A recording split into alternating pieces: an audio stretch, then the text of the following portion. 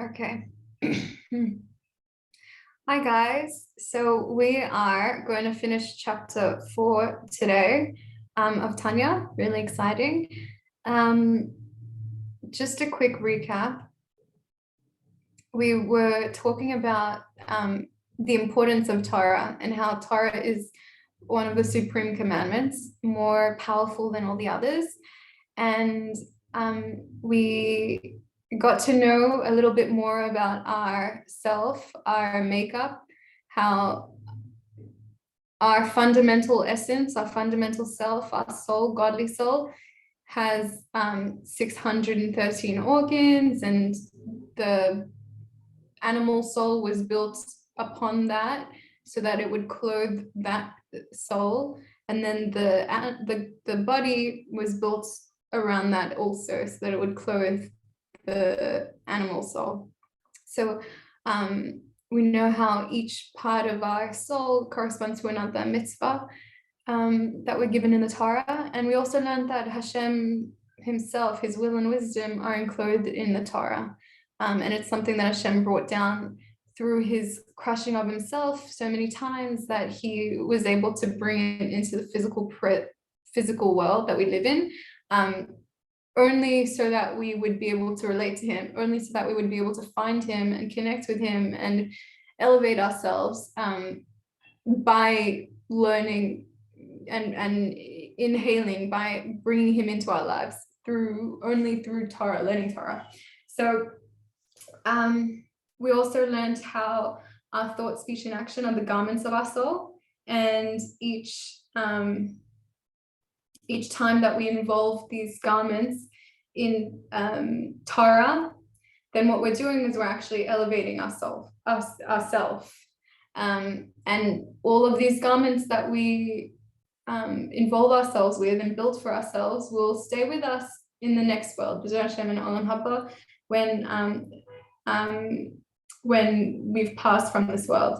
So what we learned happened then is all of those clothes that we built, our thought, speech, and action that we involved in Torah and mitzvot, will give us the right clothing in the spiritual realms to be able to enjoy the presence of godliness, to enjoy Mashiach, to enjoy Olam Haba. And it's not something that can really be enjoyed if you haven't worked for it. So if you haven't put on the right clothing, just like when you're in snow and you're not wearing your gloves, you're not wearing a coat, you're not wearing a jacket, you're not going to enjoy yourself. You'll be too cold. So in the same way, Hashem has given us such an ability to really enjoy the most of this world and the most of the next world, and really do the best for our true self by giving us the Torah. So we're going to go into a little bit more explanation. And then we'll finish with this chapter. So it says that the reward in the world to come consists of enjoying the radiance of the divine presence. Who tells us this? From Brachot. It is the pleasure derived from comprehension of godliness. Also, we learned earlier that even more than just learning Torah, even more than just doing Torah and mitzvot, is actually comprehending, understanding Torah, understanding the concepts that we learn, because this reaches an even deeper level. And we're going to learn in the next chapter how it actually really feeds us, how we actually nourishes our neshama when we understand, when we comprehend the Torah. So now, no created being, even a spiritual being of the higher realms, such as angels or souls, can comprehend any more than a glimmer of the divine light. For which reason, the reward of the souls in the world to come is referred to as the radiance of the divine presence, since it's no more than a remote gleam of the divine light. That's really interesting. So it's kind of like what we said in the last lesson, how when Mashiach comes and Hashem's glory will be revealed to the world, it's saying here that it's the radiance of the divine presence. It's like a glimmer. You can't fathom Hashem, even if you're the highest spiritual being, even if you're an angel who never makes mistakes, who's a spiritual robot, who does everything Hashem wants and is absolute purity. Even that angel cannot comprehend Hashem. He's Ein Sof, he's the creator. So in the world to come, we'll be experiencing a glimmer of the divine light, the radiance of the divine light. But as for the essence and the glory of the Holy One, blessed be He, no thought can apprehend Him at all. Only when it apprehends and clothes itself in Torah and in mitzvot, does it then grasp and clothe itself in God. For Torah and the Holy One, blessed be He, are one and the same. And this again shows us how important and how superior Torah learning and comprehending and understanding is. Because even the angels, even when we're in neshamas basking in the light of Hashem, we can never experience such a true unity with Hashem as when we're in this world and learning and doing our work to understand and comprehend the Torah that we're learning.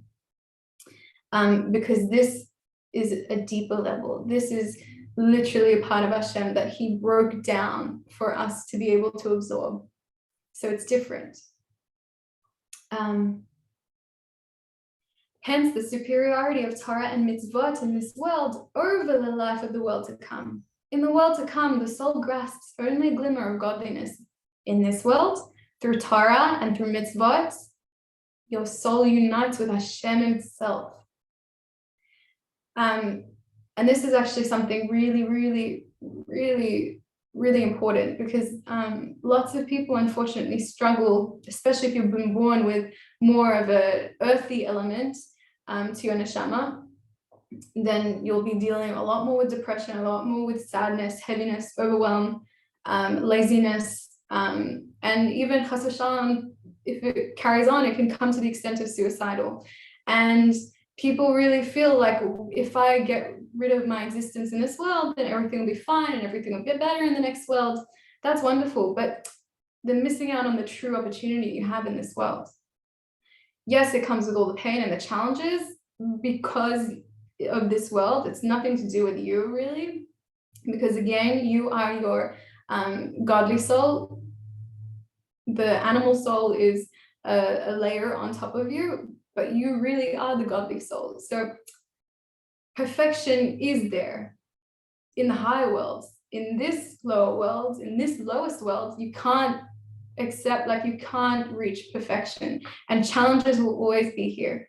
So what we're learning is, if we take Torah with us into these challenges, and if we actually work to learn, study, and really try to comprehend this godliness that we're learning, we're nourishing our soul, our true self, with this godliness, which is a level, something that we're not going to be able to do in the higher worlds.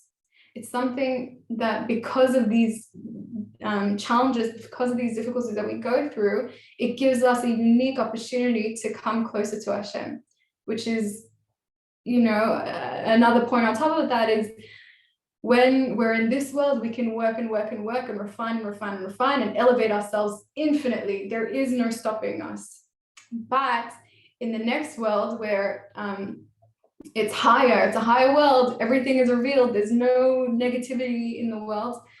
In that level, in that way of living, the neshamas who pass from this life are wherever they were when they left, and they can't actually elevate themselves. And that's why it's so powerful and so lasting. Every act that we do, we can actually elevate their neshamas, since they can't elevate themselves. So when you're saying Tehillim, you can say Tehillim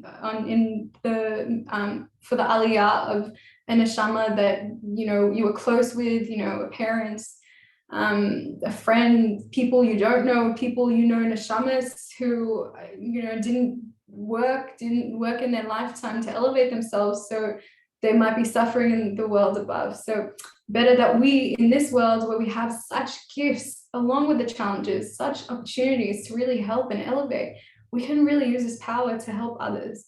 And we should really accept and appreciate this gift of life, because it is like no other, especially the fact that we have the Torah within it. So although the Torah has been clothed in lowly material things, and it is only these material things that man's intellect grasps when studying Torah, not the essence of God's will and wisdom, it is, by way of illustration, like one who embraces a king. Because there's no difference in the degree of his closeness and attachment to the king, whether he embraces him when the king is wearing one robe or many robes, since the king's body is within them. So,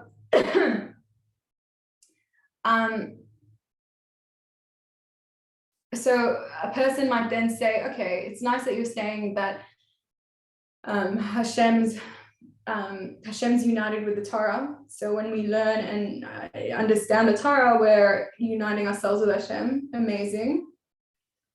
But if the Torah has been so clothed in material, if it's been so broken down, then how does it make sense that you're grasping divine essence, like the real Hashem?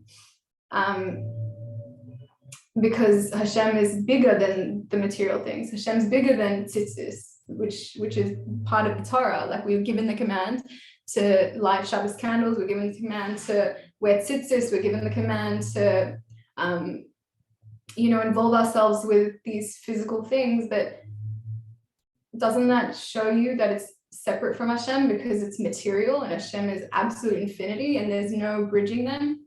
So this is saying that, good question, but I'll give you an analogy. Imagine a king and a subject. You're a subject, a peasant, and you come to the king, and the king's giving you special treatment, and he gives you a hug, and he's like so proud of you, and you're hugging the king, and it's like such an unbelievable experience, and you think to yourself, wow, the king like has put aside his time and his status and everything to give me a hug. Who am I?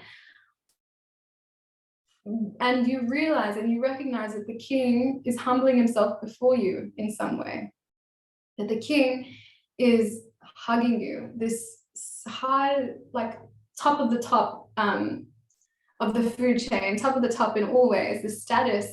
He doesn't have to be hugging you. So in that realization, you understand that the king has connected with you from him, not from you. He's chosen to connect with you. And even though he may be wearing, 2 pants, 3 royal robes, a suit, even security, armor, whatever it is, he may be wearing a whole bunch of everything, but he is still inside all those clothes giving you the hug. He chose to actively encompass you and hold you. And so this is the same thing, that yes, Torah has been so, in some ways diluted from absolute infinity to crush down and come and become more and more diluted to be able to be received in this world by us, that it can seem, yes, like Hashem may not be really clothed in this Torah, but really, if we look back and remember and imagine this scene of this king hugging a peasant, we can see, even though he's wearing lots of clothes, even though there's lots of layers, even though it's not the bare naked king in all his glory, it's still him, and it's still his decision, and it's still 100% uniting with him when we're hugging him. So again, when a Jew embraces God's wisdom in Torah study, the fact that his wisdom is clothed in material robes is irrelevant. Another point understood from this analogy is, in the study of Torah, man is embraced man is enveloped and encompassed by God's wisdom, and that the Torah contains. As the Alter Rebbe continues, similarly, when the king embraces one with his arm, though it be dressed in his robes, as it is written, God's right hand embraces me. That is a quote from Song of Songs, Shir HaShirim. This refers to the Torah. Torah is called the right hand because Torah was given by Hashem's right hand. That's from Devarim. And here, what does it mean that Hashem gave us the Torah with his right hand? For Torah is related to the attribute of chesed, of kindness, water. As explained in the Kabbalah, the right hand represents both chesed and water, the water element. And as said earlier, Torah itself is also compared to water because if you go back in the last lesson, Torah is something like water, that no matter what high level it's on, what you get at the bottom, what you get at the end is the same essence, is the same exact thing as what you get at the top. And you can see that if you put a paper boat or a floating boat on the top of the riverbank, it will move all the way down towards the end because it's still the same water carrying it, which is different from, from light. If you have light or the sun, its rays, as it separates and it goes further and further from the source, it becomes less and less. So that's not the same. And that's why Torah is compared to water. Whereas the left hand of Hashem represents Gevura, severity, and also fire, the fire element. So when the verse states that Hashem's right hand embraces me, the intention is that Hashem embraces and envelops the soul through Torah, through God's right hand. Thus, the bond that Torah study creates between the soul and God is twofold. The soul embraces God and is embraced by God. In this, Torah study is superior to other mitzvot, as discussed in the following chapter. Great. So again, this is really amazing because this will get more, this is touching on the first chapter and some other chapters that we've done already to do with the Sfirot and how this is actually giving us some more direction, that water is chesed. Water, the attribute of water, we talked about it as addictions when it comes out in the wrong way. But when it's channeled in the right way, it's kindness, it's loving others, it's wanting to unite with others. And this kindness is the water element.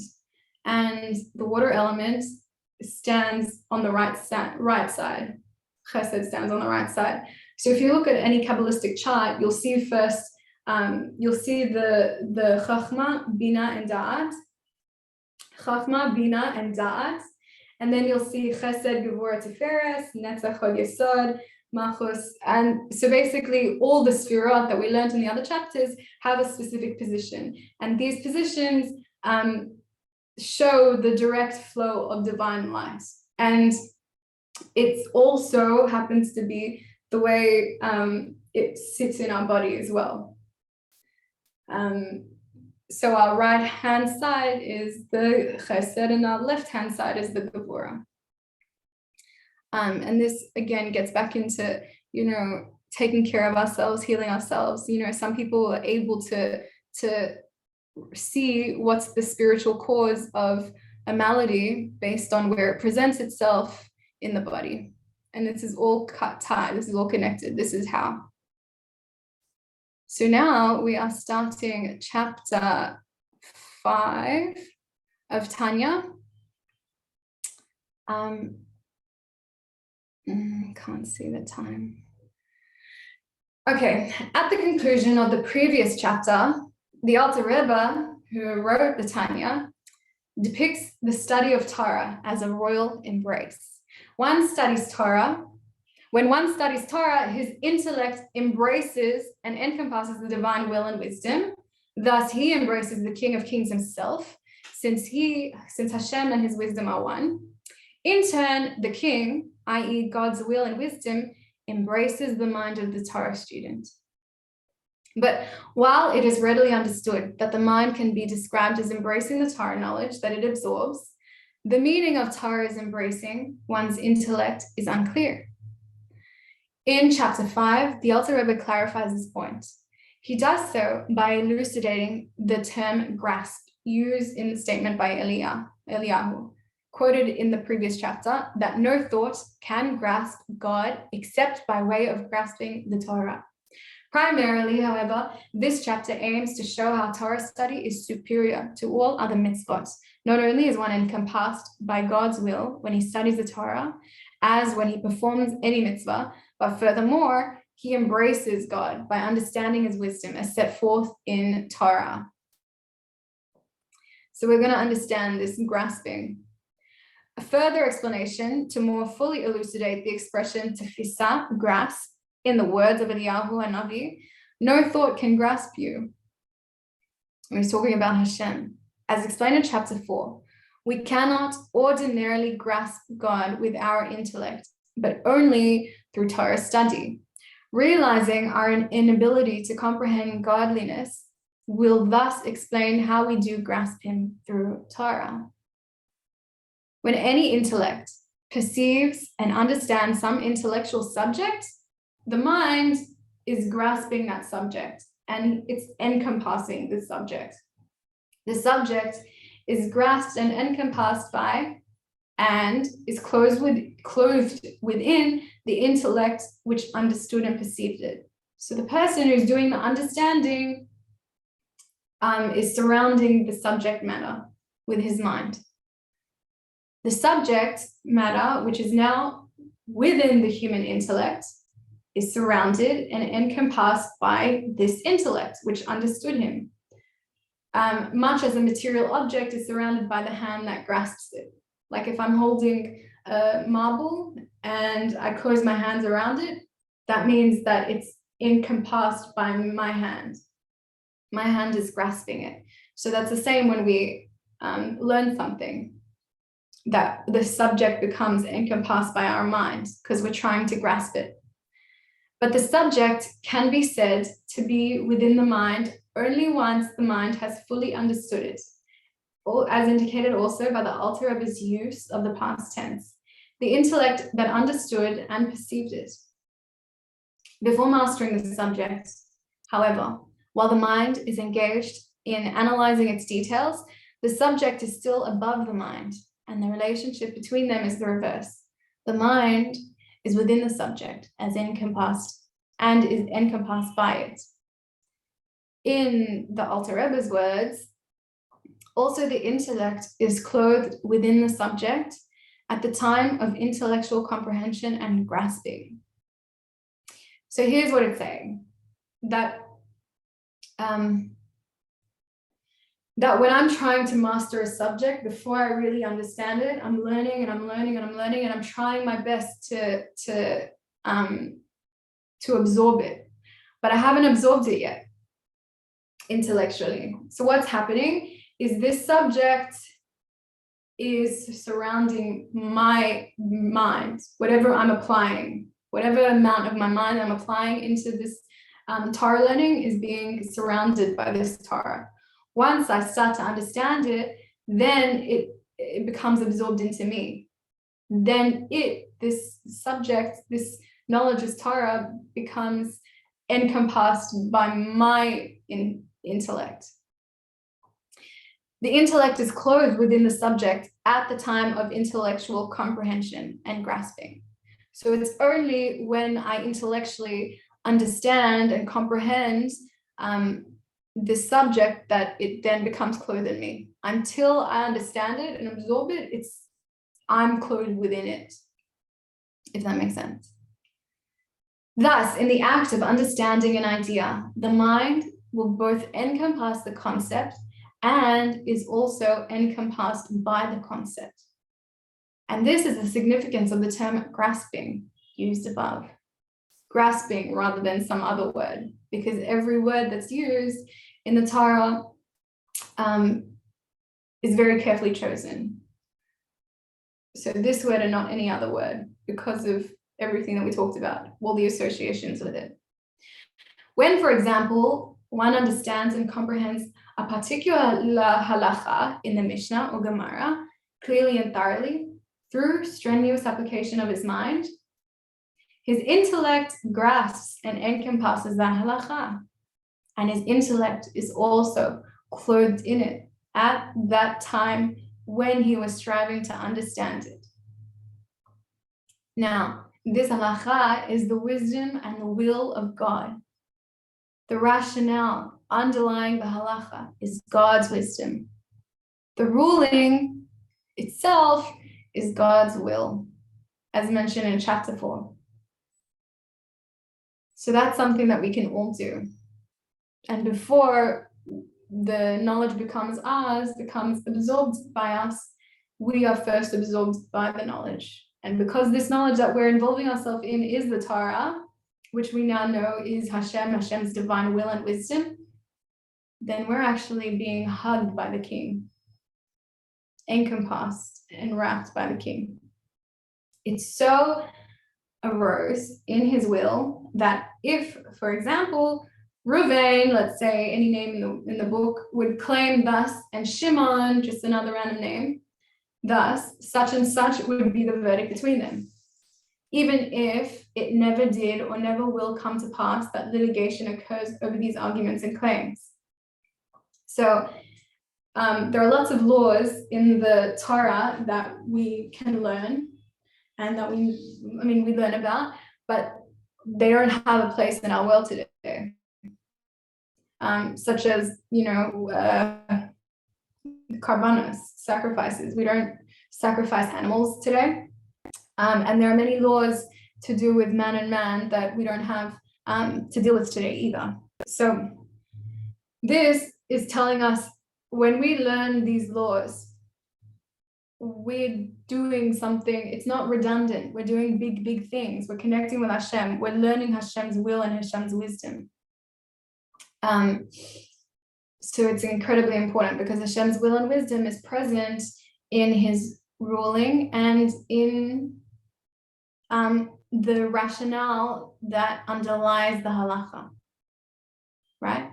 That's Hashem's wisdom. And the ruling that's given is Hashem's will. So when we learn the wisdom behind a ruling, like the reason why this ruling is given and what the verdict is itself, then we connect ourselves with Hashem's wisdom and with Hashem's will. So, so it doesn't matter if it's never going to happen, and it doesn't matter if these cases that are being put forth in the Torah have never or will never or have in the past and will never again be relevant, because the essence of it, again, the essence of it is Hashem's will and wisdom, which is infinite, which has been clothed in the physical examples that it gives.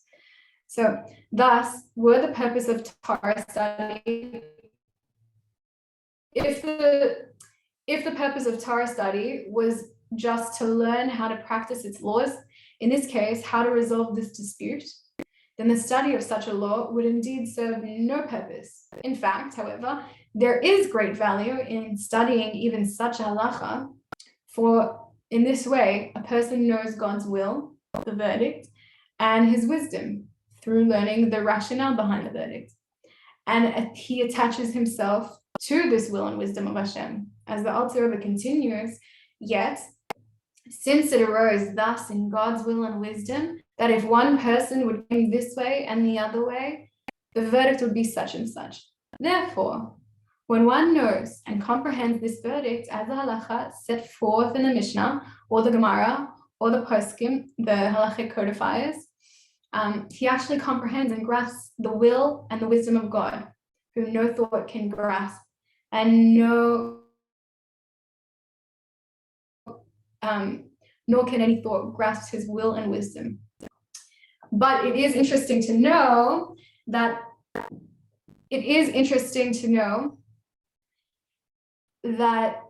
if a person arrives at the identical verdict on the basis of any other legal system in the world, this verdict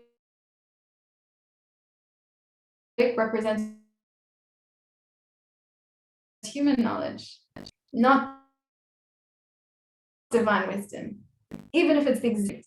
If, however, he derives the ruling from the Torah, then it's divine will, and then he gets encompassed by the king, which I think is really amazing, really important to know, because there is a lot of wisdom in the world. There is a lot of, wisdom in like Chinese philosophy or other holistic approaches, because like I've myself learned and studied in holistic health and these other philosophies, but I always felt that there was something missing, even if they were like really profound and really like harmonizing, really big, that was missing. And I realized, like, from learning this, I can see the really big thing that's missing is Hashem's presence. In one, me as a Jew, I'm uniting with Hashem, and I'm bringing Hashem into myself, into my soul, and I'm getting a hug, like I'm really being encompassed, surrounded by Hashem's presence, right? Even if it's the same knowledge and the same advice that I would get from someone else, from Chinese philosophy or whatever it is, because that is not Hashem. Hashem is the Torah. Hashem is the Torah, right? Hashem has put himself in the Torah. He hasn't put himself in the same way in anything else. So nothing else can be a direct connection to God like what we'll get through the Torah, which I think is amazing, very profound, very, very big. And I can personally feel it. Even if it's the same message, when I get it through the Torah, I can feel that real, achdus, that unity with this information, and that feeling really full and whole, and like my soul's being given something and surrounded by something. It's Hashem. So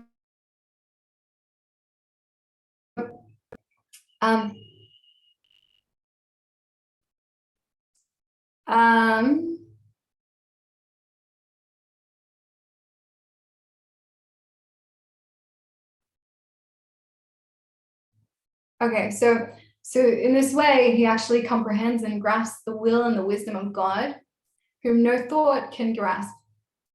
Nor can any thought grasp his will and wisdom, except when they, God's will and wisdom, clothe themselves in the halachot set before us. Hashem chose to put his will and his wisdom in the halachot, in the Torah. So that's how we connect with him, not through other things. And there's actually one teaching, it's like a Kabbalistic teaching on the story of David HaMelech. It's very deep, so I'm not going to go into all of it, but when David HaMelech was preparing to leave, he knew when his time was up. So he talked to his son Shlomo, who would be the king after him, and he told him, look, I know that the whole community, the whole world, all of our subjects believe that I sinned with Bathsheba, your mother. But I know that I didn't. I know that I didn't actually sin. And what he was doing was looking back, he connected dots that he found from the Torah sources. And looking back and connecting those dots, he found connections that he could apply to himself in his life. So even if we've made decisions, which we will, because we live in this physical world, material world, so we have to accept that it's part of humanity, which also is the reason why we get such amazing opportunities for growth. So one thing to remember is, even when we've made mistakes, look back in hindsight. Now that you've made the mistake, look back and find the Torah sources to help you through it, and to explain to you why this wasn't as bad as it seems. Because on the one hand, we do have to try our best not to fall, to resist temptation and to build ourselves up and be strong and not give in to the urges of whatever emotional, mental, spiritual, physical urges that come out based on our character traits, right? But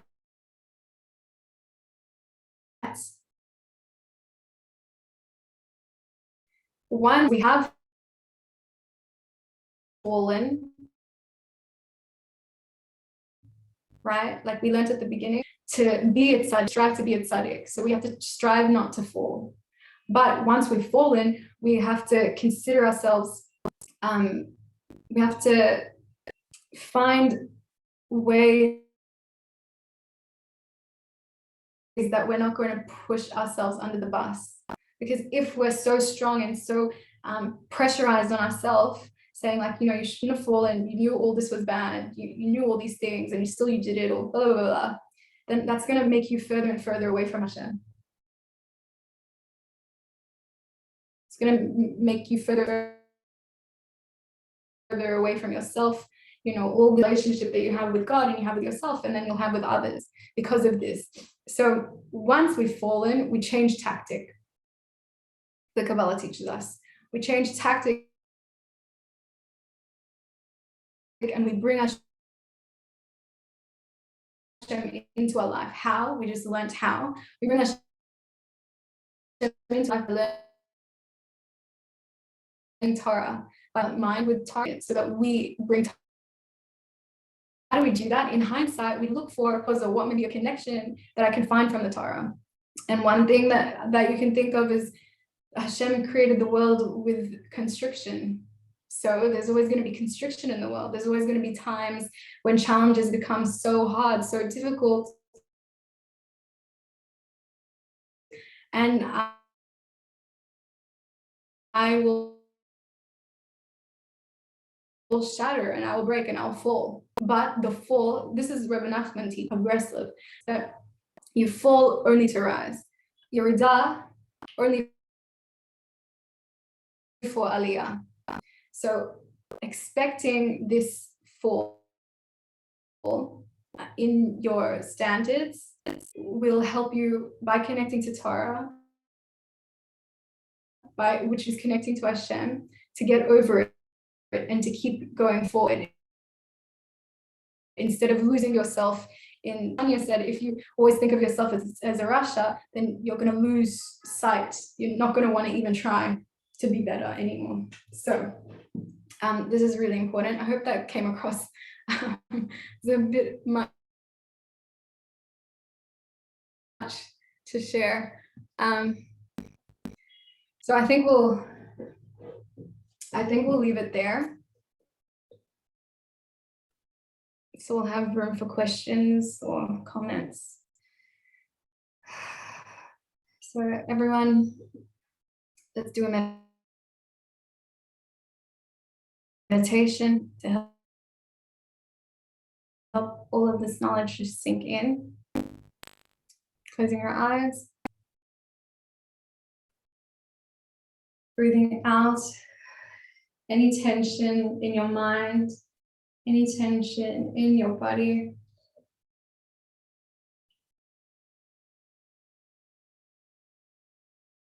Breathing in the Ein Sof, the godly divine light.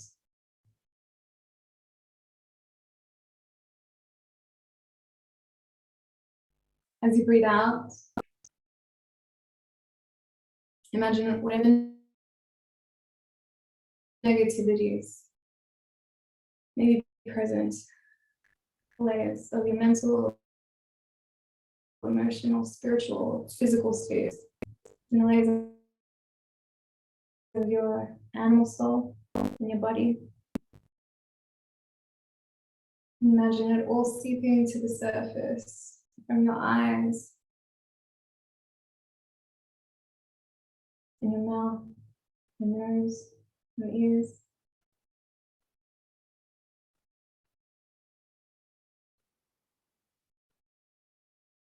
Where has this mouth been separated from God? Where has it spoken or eaten or indulged in ways that were mistaken?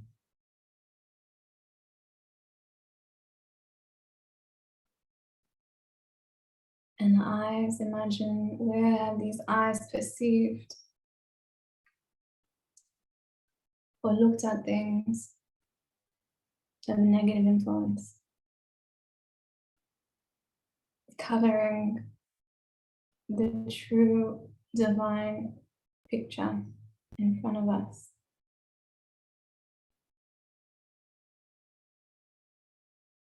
These ears, where have they heard?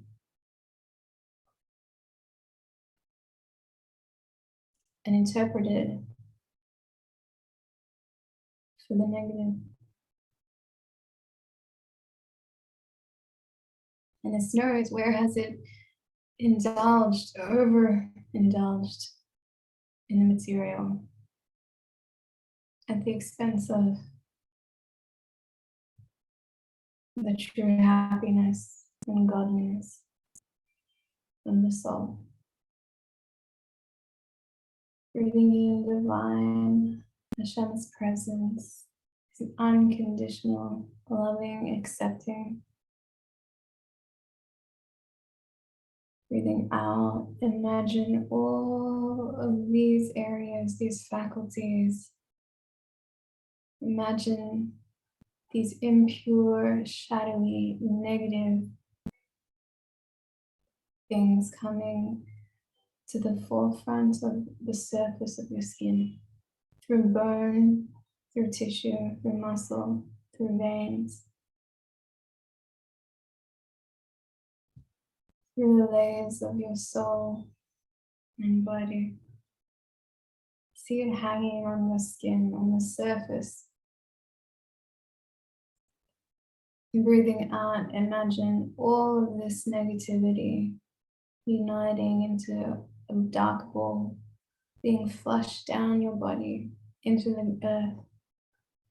See as the earth then absorbs it and it gets transformed into light. Watch this light rising up to Shemayim, where it belongs. Breathing in God into these now newly vacated spaces. And you feel Him rushing through, happy, ecstatic to be rejoined with you, His daughter.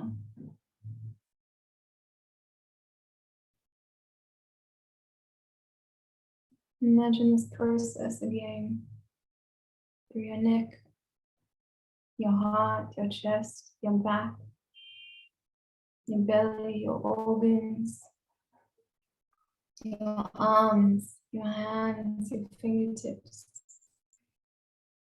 Where has this body part been used for self-pleasing and self-satisfaction at the expense of the divine soul, of true joy, of happiness, of unity?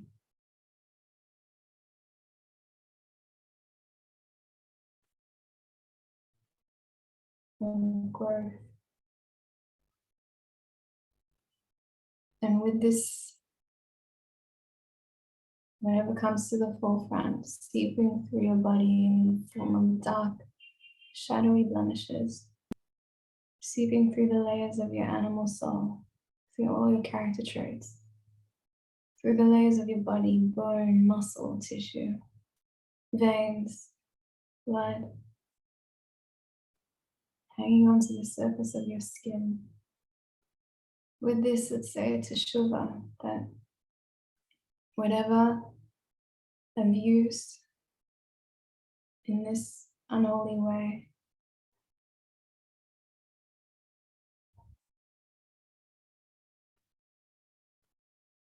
may I let go of it. May Hashem help me to overcome it, to be pure and rectified before Him.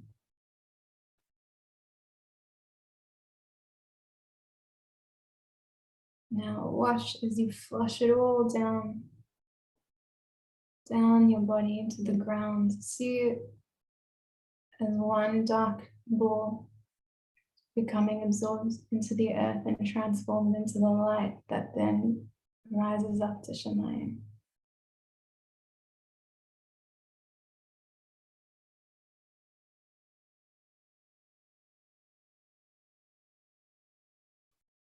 Now picture yourself in a difficult situation where previously you may have displayed character traits that were unseemly, that were not to your standards. See the negative effect on the person in front of you and on yourself.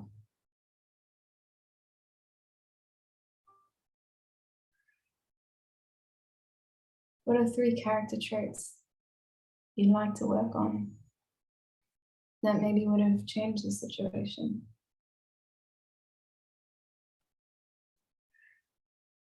Maybe it's restraint from the fire element. Maybe you want to work on your anger, even if you deserve to be angry. Maybe if I worked on my anger, the situation wouldn't be as blazant as it was. This fire element. Maybe a negative character trait I saw in myself was the heaviness of laziness of the earth element.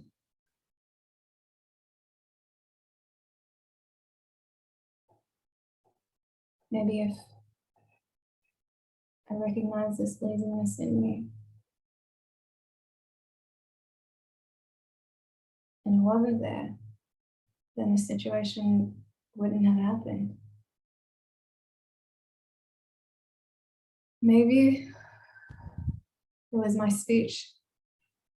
Maybe the way I spoke was unrefined. This air element. Maybe I'd like to work on refining this speech. Now imagine your 3 character traits that you want to refine.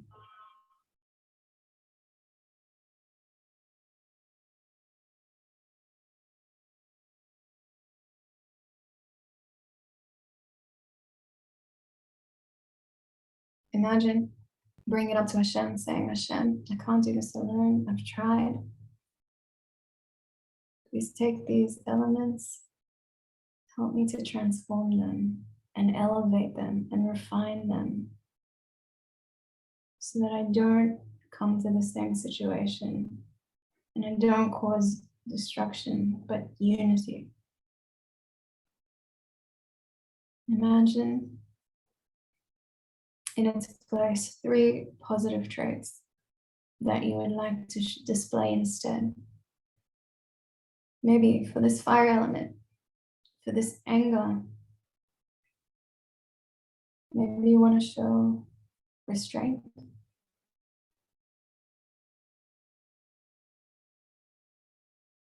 Maybe you want to work on being awe of the other person's good traits, be in awe of Hashem in the moment.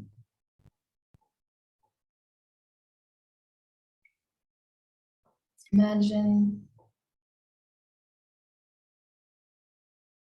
for this earth element, a positive character trait Maybe you'd like to think before you act. Be more slow to react. Give yourself an opportunity to think and be mindful with your actions.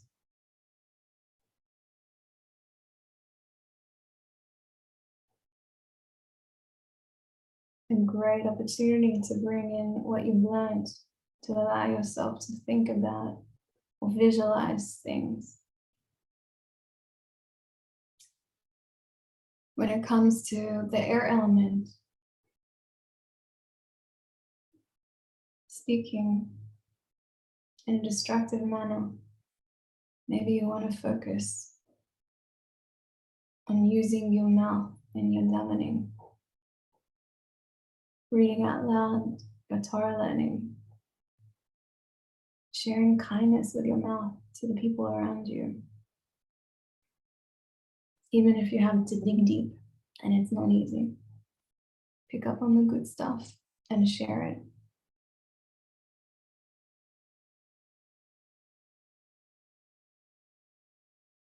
With all of these character traits, imagine the same situation with these positive traits. Play out your scenario in your head, and imagine what would have come about.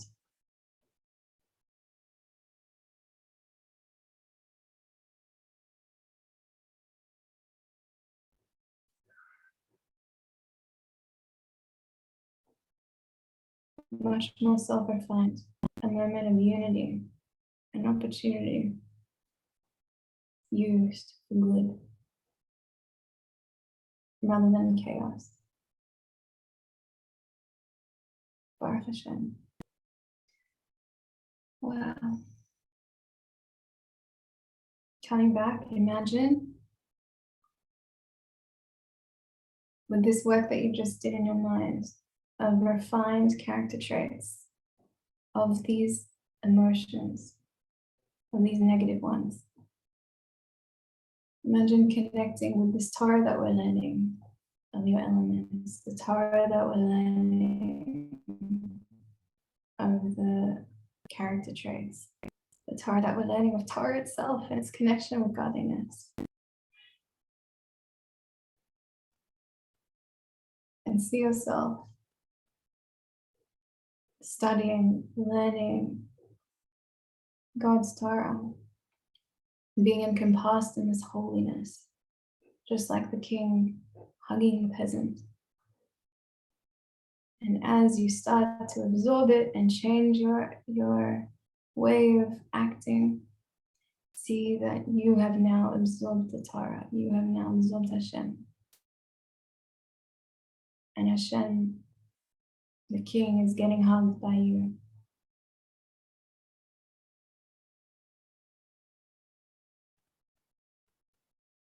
And in this way, these positive traits will stay, will be achieved.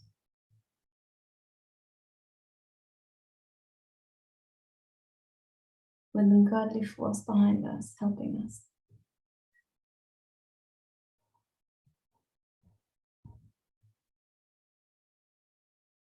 The Alter Rebbe teaches us, one of the Chabad Rebbes teach us, that Torah is the sweetener, a spice to sweeten our Yetzer Hara. So again, with the imagery that we had at the beginning of this situation, by learning the Torah, by applying it, by recognizing where we want to work on our midot, our character traits, and giving it to Hashem, and learning to refine it, then you can see that your negative desires will change. You will have sweetened, you will be sweetening and refining your evil inclination to become an even bigger good inclination. And these positive character traits will be easier to play out. And your life will be more filled with unity, with Hashem, with godliness. Now, with a prayer to Hashem, come back and ask him, please Hashem, may this image that we've come to, this tshuva, this connection with you, through learning Torah, through refining our character traits, may this come to pass, may this be so. Please engrave it in the grooves of my mind, in the recesses of my heart.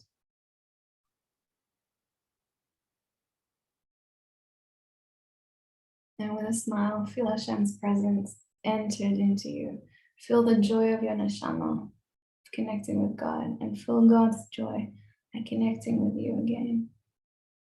Feel this radiance glowing from your skin, this positivity overspilling onto all around you.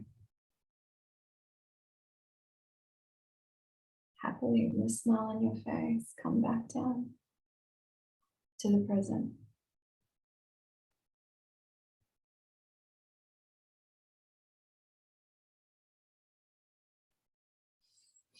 Amazing. Does anyone have anything they'd like to share?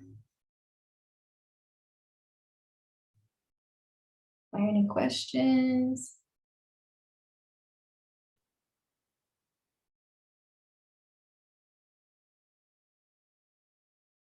Yeah? Okay.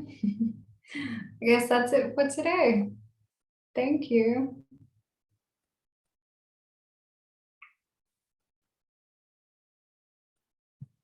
Thank you so much. So Thank you. to learn from you. Wow.